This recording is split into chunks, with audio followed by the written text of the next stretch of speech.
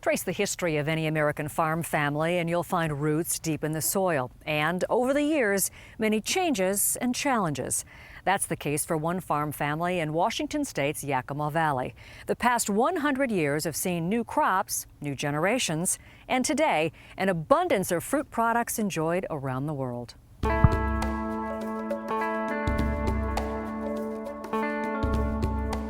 It seems nature designed the Yakima Valley for both beauty and abundance. This scenic part of central Washington has cold winters, gentle summers, and modest rainfall. An ideal seasonal balance for fruit trees to flourish, including the state's famous cherries. Washington produces more than half of all the sweet cherries in the U.S. You need a few more sprouts on that tree that's out, but most of the trees look pretty good as far as... It's those cherries and apples and pears that have sustained the Allen family for nearly a century. The Allens actually started as dairy farmers here in Yakima Valley in 1901. 2 decades later, they began planting fruit tree orchards.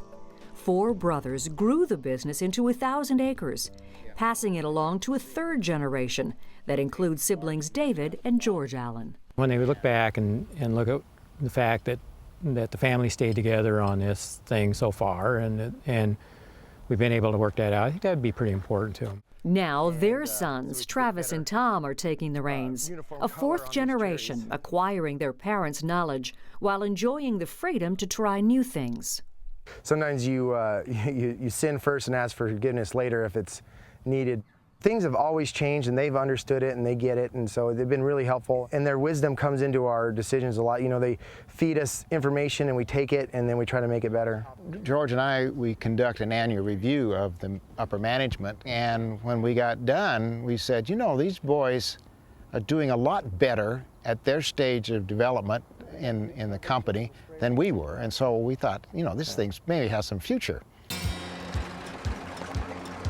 The harvest usually begins in early June, with the delicate cherries hand-picked at the peak of ripeness and flavor. The Allens grow more than a half-dozen varieties, including the coveted Rainier cherry, yellow with a red blush.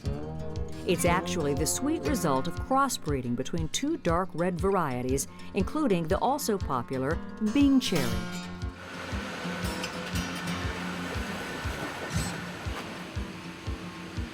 Inside the Allen Brothers packing plant, the cherries are repeatedly washed, separated by size, and packed by a remarkable combination of equipment and people power. Up to 27 tons of cherries are processed each hour, destined for hungry diners across the U.S. and in faraway and rapidly growing markets like China, Taiwan, Japan, and India. Back here in the orchards, Travis Allen says he's constantly looking for new ideas and innovations to increase the size of each year's harvest. Reflective foil bounces sunlight from the ground back up into the trees. Branches are trimmed and then trussed with an elaborate system of ropes to stretch them toward the sky. So by opening up the tree and pushing the limbs to the side that we have these light channels, that will allow us to produce more fruit per linear foot per acre. But all that work goes to waste if our feathered friends have their way. Birds can wreak havoc on a cherry crop. The loud noise from a propane gun sometimes will scare them off, but they often get used to it. Netting is another option, but it can cost thousands of dollars per acre. You know, as farmers, I think you can't just say what worked last year is going to work this year. And so you got to continue to challenge yourself. What's making sense to move forward?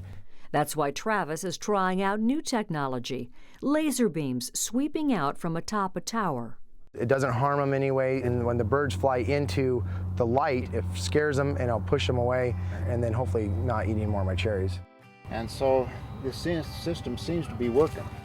Each generation of the Allen family walking these fields expresses gratitude for the hard work and sacrifice that's come before.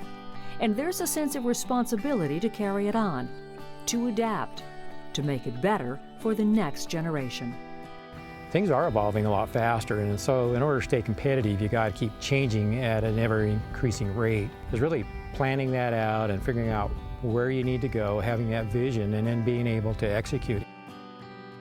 You know, we've been at this for over 40 years, and 5, 6 years ago, we took a look at each other and we said, we look pretty old. That's true. And what is really amazing to me is most of our management now is probably under 40 years old. We have a lot of potential as we go forward. I'm not pessimistic about this industry at all. There's challenges, but I think we can meet them. Being a farmer is unique, and people don't appreciate how much fun it is.